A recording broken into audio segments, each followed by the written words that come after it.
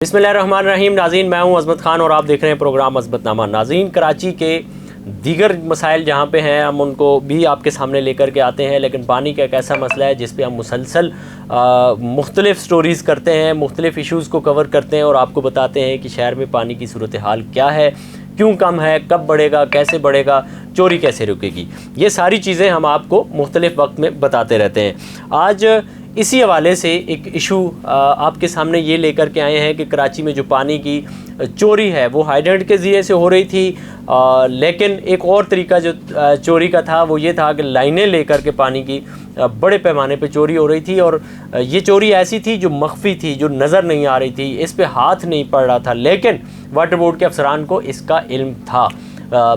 पहले कुछ अफसरान ने इस पर कार्रवाइयाँ की भी हैं, लेकिन अब जब ये मामला रेंजर के पास चला गया है तो अब सूरत हाल क्या है, इस पे आज हमें स्टूडियो में ज्वाइन किया है सीनियर रिपोर्टर हैं सैयद मोहम्मद असलम शाह। बड़ी तहकीकाती इन्वेस्टिगेटिव स्टोरीज़ लेकर के आते हैं, खुसूसन कराची के मसाइल के हवाले से, वसाइल के हवाले से। शाह साहब, आपका बहुत शुक्रिया कि आज आपने अज़मतनामा प्रोग्राम में शुक्रिया आपका, आपने दावत दी है। मैं इंशाल्लाह आपको शाह जी, मुझे थोड़ा सा ये बताइएगा कि आपने कल एक बड़ी ज़बरदस्त स्टोरी की है सब सोइल के वाले से। पहले तो शहरियों को बताएं कि ये सब सोइल वाटर होता क्या है, इसका लाइसेंस कैसे मिलता है, लोग इसका मिसयूज़ कैसे कर रहे हैं। अच्छा शुक्रिया। ये सब सॉइल का जो कॉन्सेप्ट है वो सुप्रीम कोर्ट ने जनरेट किया था। सुप्रीम कोर्ट ने ये कहा था कि इंडस्ट्री एरिया में आप सब सॉइल के लाइसेंस जारी करें, सब सॉइल के जो बोरिंग करने की इजाज़त दिए और उसके तहत जो इंडस्ट्री को पानी की सप्लाई जो कमी है उसको दूर किया जाए। और इसके लिए उन्होंने बाकायदा एक कानून साजी की एक्ट मंजूर कराया। उसके बाद उसके कानून साजी की गई, कायदे ज़ाब्ते बनाए गए, उसके तरीक़ेकार टर्म कंडीशन बनाए गए। बहुत वो है मतलब तवील, उस पर अमल दरामद नहीं हो रहा है। 34 के करीब वो लाइसेंस दिए गए थे। इनको एक शराइत भी दिए गए थे कि ये शराइत है, जिसमें सब सॉइल का जो इंचार्ज है सेक्रेटरी इंडस्ट्री है, यानी not water board, secretary industry है। लेकिन इजाज़तनामा के लिए उनको दरख्वास्त वाटर बोर्ड में जमा कराई जाती है। उसके बाद तमाम फॉर्मेलिटीज़ पूरी होने के बाद उसको सब सॉइल की इजाज़त दी जाती है। लेकिन अच्छा, थोड़ा सा ये बताएं कि अगर इनको इजाज़त दे दी, मतलब वो आए, उन्होंने अप्लाई किया, उनको इजाज़त वाटर बोर्ड क्या किन शराइत पे देता है, वो थोड़ी सी बताइएगा। ये जो उनको तरीक़ेकार जो तय किया गया था उसमें तमाम उस एरिया के सर्वे था, डिजिटल सर्वे था, जोग्राफी सर्वे था और डेटा उनका मुकम्मल करना था। पानी की मकदार क्या है, आबादी से दूर रखा जाए ताकि ये लाइन से भी दूर रखा जाए, आबादी से भी दूर रखा जाए। कि ये इसलिए कि ज़मीन के अंदर से जब पानी निकालते हैं वो ज़मीन वहाँ पे खोखले हो जाते हैं और वो खला पैदा हो सकता है और रिचार्ज ना का एक टाइम मुकर्रर होता है। इसके तहत वक्त में बंद किया जाता है, कई घंटों के बाद चलने के बाद बंद किया जाता है, फिर रिचार्ज मज़ीद ये 12-14 घंटे के बाद दोबारा शुरू किया। लेकिन कंटिन्यू अगर पानी इस्तेमाल वो सप्लाई शुरू की जाए तो ज़मीन खोखले हो जाएंगे और कोई भी कुदरती आफात और कोई हादसा उसमें बिल्डिंग ज़मीन बॉस हो सकती है। अच्छा, दूसरा ये बताएं कि अभी रेंजर्स ने जब ऑपरेशन शुरू किया पानी चोरों के ख़िलाफ़, तो हमने देखा कि बड़े पैमाने पे शहर में कुछ 60-70 के करीब इलीगल हाइड्रेंट थे जो सामने नज़र आ रहे होते थे, जिनसे टैंकर भर रहा होता था, आम शहरी को भी नज़र आता था। वो तो सारे मिसमार हो गए।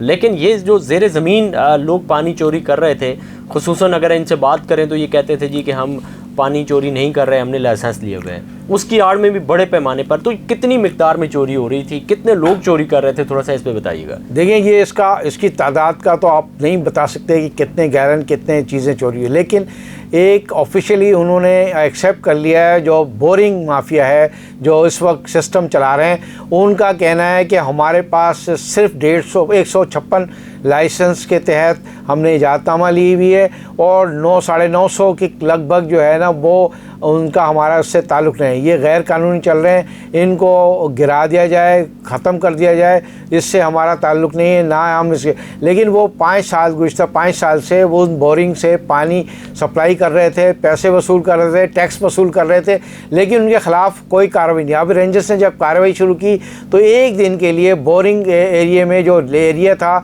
लियारी नदी का सबसे बड़ा एरिया, तो वहाँ से बोरिंग के बहुत सारे पाइपलाइन जा रहे हैं। तो उसमें जब बंद किया गया तो लियारी नदी में बंद होने से बोरिंग का पानी बंद हो गया, लियारी का पानी बंद हो गया।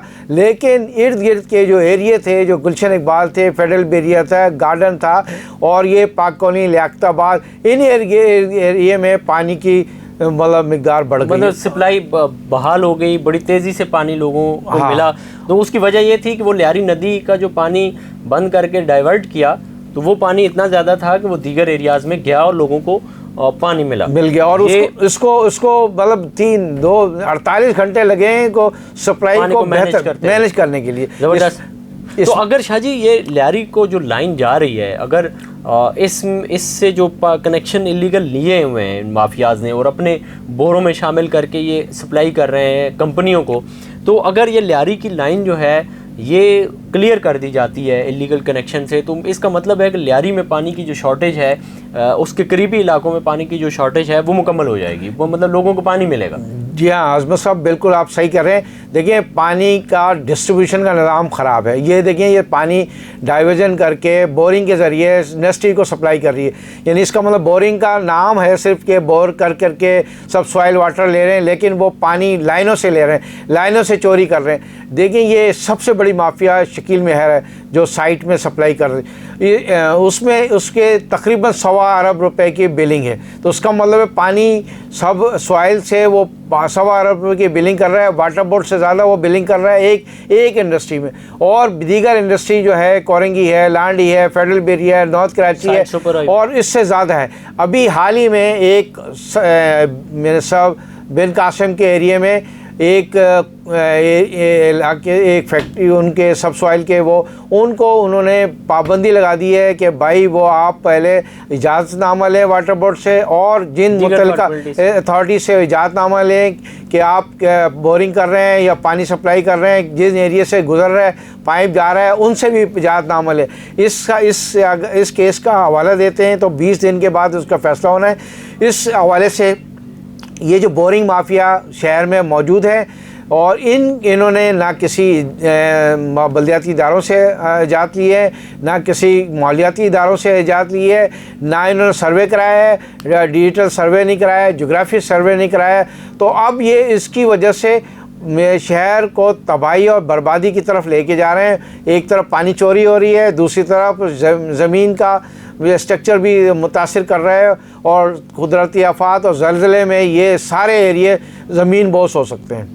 अच्छा, ये बताएंगे, ये शकील मेहर का आपने जिक्र किया, तो क्या इसने लीगल कनेक्शन भी कुछ ले रखे हैं? इन्होंने लीगल कनेक्शन उन्होंने जो कहा है वो 50 के करीब है, 50 के करीब, लगभग 4, 6, 8 इस तरह के मुख्तलिफ़ जगहों में बोर किया हुआ है। लेकिन असल काम उसने किया हुआ है तकरीबन 350 से लगभग उससे पाइप सप्लाई कर रहा है, जिसमें पानी की लाइन ये वाटर बोर्ड की लाइनों से भी लिया हुआ है और ये इन बोरिंग से भी लिया हुआ है। ये सबसे बड़ा सप्लाई है, और उसका मतलब है 1.25 अरब रुपए की बिलिंग कर रहे हैं। तो उसका मतलब देखा था शाह साहब, पिछले दिनों राशिद सिद्दीकी साहब थे जब एंटी थेफ्ट सेल के इंचार्ज, तो उन्होंने एक ऑपरेशन किया था इसके ख़िलाफ़। शकील मेहर का जो अपना हब है, जो इसका सेंटर है मैन यहाँ हारूनाबाद पे, तो उस पे उन्होंने बड़े पैमाने पर इसके ख़िलाफ़ ऑपरेशन किया और बड़े फ़ोन शून इसने कराने की कोशिश की, और बिल्कुल वो नीचे इसकी जगह तक पहुँच गए थे। तो अब भी आप समझते हैं कि अगर अफसरान वाज़े तौर पर कोई ऑपरेशन या कोई इनिशिएटिव लें तो बहुत बड़े पैमाने पर इस पानी की चोरी को निकाल सकते हैं, साबित कर सकते हैं? देखिए, अभी अगर रेंजर्स ने हाइडेंट के ख़िलाफ़ सब यानी ऑपरेशन किया है, उससे कुछ नताइज मिले हैं, लेकिन मायूस कौन, मतलब वो कोई मुतासिर कौन नहीं है। लेकिन अगर ये बोरिंग माफिया के ख़िलाफ़ कार्रवाई होगी तो ये तकरीबन मेरा ख़्याल है कि पानी की सप्लाई बढ़ जाएगी, पानी का जो चोरी है वो ख़त्म होगा, और ये जो ज़मीन ख़राब हो रही है हमारी, बर्बाद हो रही है, इनका भी सदभाव हो जाएगा। अच्छा शाह साहब, एक चीज़ मैंने ये नोट की है, अभी जो मैंने ये पॉलिसी अभी नेट TORs भी खैर बना रहे हैं, तो इसमें ये वाटर बोर्ड को इंश्योर करना चाहिए कि जिस जगह पे बोर है वो जगह मिल्कियती किसकी है, उसकी कानूनी हैसियत क्या है, उसके डॉक्यूमेंट ये नहीं चेक करते, उसकी वेरिफिकेशन नहीं करते कि आया वो जगह चोरी की है, कब्ज़े की है, किसी से किराए पे ली हुई है, या फिर लियारी नदी से ये सारी लाइनें गुजार करके, जिन जिन जगहों से सरकार की ये लाइनें गुजार करके ले जा रहे हैं, उनके रोड कटिंग के चालान इनके पास हैं या नहीं है, उसका किराया नामा है या नहीं, सरकार की जगह से आप लाइन लेके जा रहे हैं प्राइवेट और कमर्शियल, तो उसके भी इन्होंने NOCs लिए हैं या नहीं लिए हैं, महकमा माहौलियात से लिए हैं नहीं, तो ये इंश्योर करना चाहिए आपके अंदाजे में? बिल्कुल होनी चाहिए। उसमें टर्म कंडीशन में लिखा हुआ है कि जो कंसल अथॉरिटी है, बल्दियाती इदारे हैं, शहरी इदारे हैं, माहौलियाती इदारे हैं, इनसे आपने NOC लेनी है, इजाज़तनामा लेनी है, और इन इजाज़तनामा के बग़ैर वो NOC जारी हो रही है, और उसके लिए कोई टर्म कंडीशन नहीं रखे गए। सिंपल 1 लाख रुपए कंपनी फ़ी जमा कराते हैं, और उसके लिए फ़ी बोरिंग 30,000 रुपये। ये लाखों गैलन सप्लाई कर रहे हैं, ना उन्हें टैक्स दे रहे हैं, ना किसी को पता है कि वो कितनी गैलन है, ना उन्होंने मीटर लगाया हुआ है, ना अच्छा इवन के वाटर बोर्ड का कोई अमला वहाँ नहीं जा सकता, ना छोटा अमला एक्सचेंज है, डबल ई है, या सुपरडेंट है, या चीफ इंजीनियर भी इन बोरिंग माफिया के सामने खड़ा नहीं हो सकता। उसकी वजह ताकतवर लोग हैं, ना उन्होंने किसी बल्दियाती इदारों से इजाज़तनामा लिया है, ना यानी रोड कटिंग की इजाज़तनामा लिया है, ना ही उन्होंने किसी के फ़ीस जमा कराई। अच्छा। वो तो अपनी जेबों में डाल रहे हैं, और ये जो उसका उन्होंने 2-2.5 अरब रुपए जो कमा रहे हैं, उनका 50% तो रिश्वत, कमीशन और किकबैक में इस्तेमाल कर रहे हैं। मैं तो आप ये कह रहे हैं कि ये जो बोरिंग माफिया है, ये वाटर बोर्ड की जो रिकवरी है वो तकरीबन 1 अरब के करीब है जी, तो इनकी रिकवरी भी 1 अरब के करीब है, 100 अरब रुपए से ज़्यादा है। अच्छा, अब तो फिर शाह साहब ये बात तो लाजमी होगी कि जब इतने बड़े पैमाने पे ये चले, हम एक लम्हे के लिए एक मान लेते हैं कि ये जायज़ कारोबार कर रहे हैं, हम एक लम्हे के लिए मान लेते हैं, ऐसा है नहीं है, लेकिन क्या ये फिर टैक्स नेट में है, ये गवर्नमेंट को टैक्स देते होंगे? कोई टैक्स नहीं दे रहे हैं, कोई किसी किस्म का टैक्स। इस पे तो FBR भी कार्रवाई करनी बिल्कुल करनी चाहिए, तमाम इदारों को, तमाम तहकीकाती इदारों को भी इन पे वो करनी चाहिए। मैं ये कह रहा हूँ कि एंटी थेफ्ट सेल के जितने भी इंचार्ज रहें, वो जो इंचार्ज रहें उनके ख़िलाफ़ तहकीकात होनी चाहिए। जिन्होंने इजाज़तनामा दिया है, इन्होंने चालान फ़ीस जमा नहीं कराया, सरकारी फ़ीस में 5 लाख रुपए माहाना जमा होता है, 50 लाख के सालाना, तो इसका मतलब है कि वो अरबों रुपए का जो आमदनी हो रही है वो किसके जेबों में जा रहा है? इन अफसरान के जेबों में जा रहा है, और या फिर मुतलका इदारों के जेबों में जा रहा है। अभी अगर ये तहकीकात की जाए तो ये हाइडन माफिया के तर्ज पे एक बड़ी माफिया बन गई है, और इनको खिलाफ ऑपरेशन होनी चाहिए, नागुज़ीर। शाह साहब, आपका बहुत शुक्रिया कि आपने कीमती वक्त से वक्त निकाला, और ये कराची के शहरियों के लिए एक अलार्मिंग सिचुएशन आप लेकर के सामने आए हैं। नाज़रीन, ये आपने गुफ्तगू आज की मुलाहिज़ा की है, और आपने देखा है कि किस तरह आपका हक मारा जा रहा है, आपके हक पर डाका डाला जा रहा है, और शहरियों का पानी किस तरह से बेदर्दी से चोरी करके उसको कमर्शियल बुनियादों पर फ़रोख्त किया जा रहा है। आपने अपने हक में आवाज़ उठानी है, ख़ुद भी अपने हक के लिए निकलना है। इसी के साथ अपने मेज़बान अज़मत ख़ान को दीजिए इजाज़त, अल्लाह ने के बाद। क्या ये लाइट